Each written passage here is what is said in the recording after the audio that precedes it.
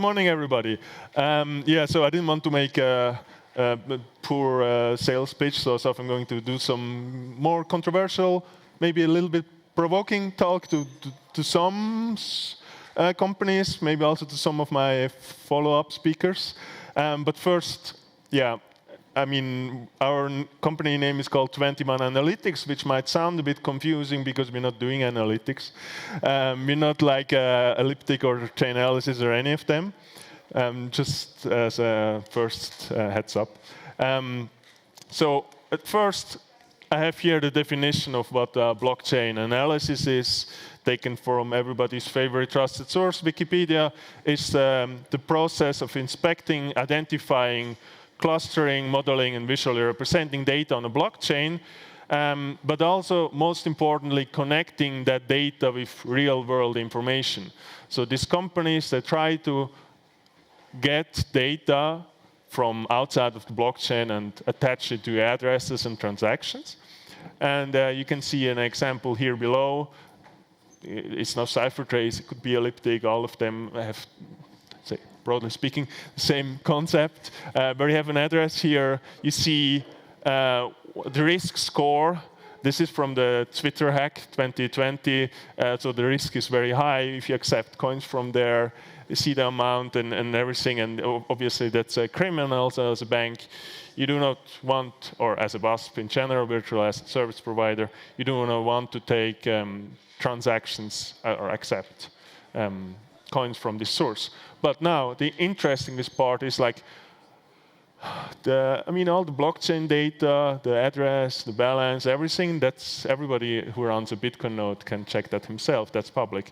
But where do you get the connection to the Twitter hack, to the risk score? Now, in this case, of course, it's fairly easy. The Twitter hack was more or less, everybody saw where the coins are going. But for other information, where do they get them from? They get it partially from their customers.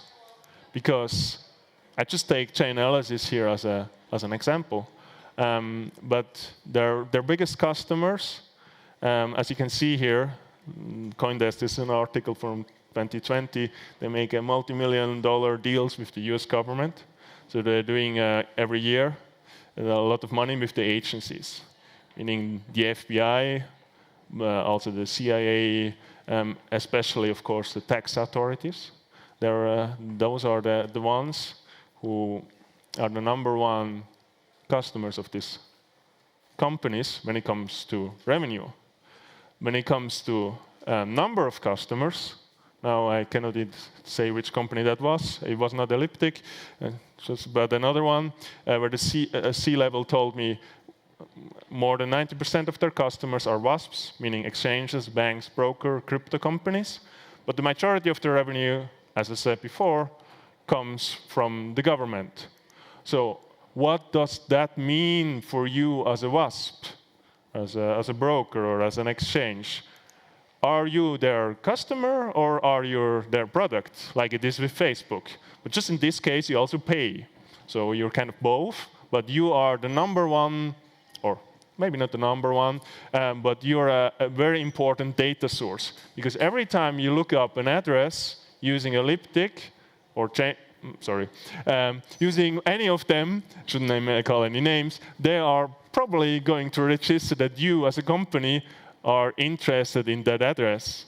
That might be because they are a customer of you. Of course, there's no 100% guarantee link, but this is interesting information for them. It's the same like if you are, as a bank, you are Googling your customers because you're doing some sanction checks someday, then Google might have an assumption, or whoever service is used, that this data is actually of relevance for you. So I think this is something every company should have in mind when they do these lookups, especially since you're revealing your own privacy, like who are the addresses you're interacting with, and you're also revealing the privacy of your customers. So now, what can you do to avoid this privacy risk? The first one is rather simple. trick, I would say. You use a proxy company, so the company who provides the on-chain analysis service doesn't know that you are doing these requests. And the second one is implementing the travel rule for transactions between known parties, and I will explain that later. So I just took here Trexi as an example. How that works is the proxy example.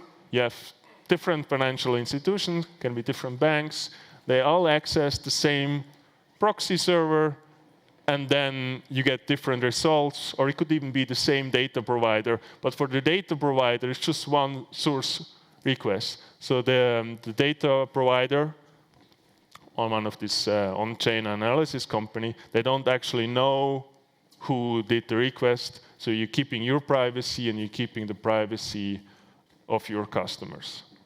I think that's a very simple workaround that everybody should do if they care about their privacy. The second approach is what you might have heard with the new FATF publications, is if you implement a travel rule, which means you have to, when you're transacting from a WASP, a virtual asset service provider, like say from one bank to another, for example, from a SEBA bank to a Signum bank, you cannot just do an on-chain transaction, but you also have to tell the other bank who is the originator, the name, the account number, and the address, and who is the beneficiary, same there, the name and the account number. So SEBA bank, when sending the Signum bank, know exactly who is sending coins to whom and who they got the coins from. So if you do this, you already vetted your counterparty, you vetted the WASP, otherwise you wouldn't transact with them. That means there is zero reason for you, okay, this is my opinion, zero reason to also do an on-chain risk score, because you know you got your coins from a FINMA-regulated Swiss bank, so they are as clean as they can get. I think this is the advantage of having to deal with the travel rule. Yeah, I think that's it. So are there any questions, any comments? I really like different opinions to this, especially to this question.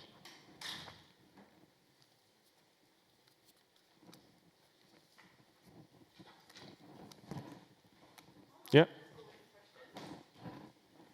Which transactions right now in crypto do you consider secure in that respect with regards to privacy? Sorry. Which transactions in crypto do you currently consider as private in terms of commercial products? Not fully sure. Well, you're talking about privacy, so which areas of the crypto space do you think respect privacy? It's really just non-custodial to non-custodials where you have true privacy if you add like a CoinJoin, Lightning, and Liquid.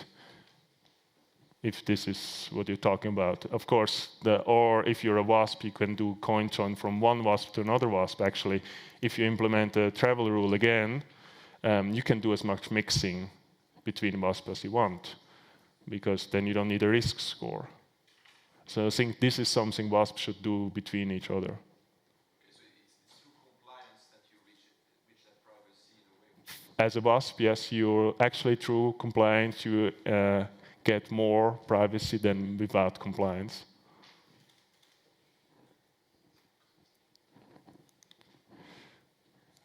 Good. Otherwise, thanks for your time. Thank you, Michael.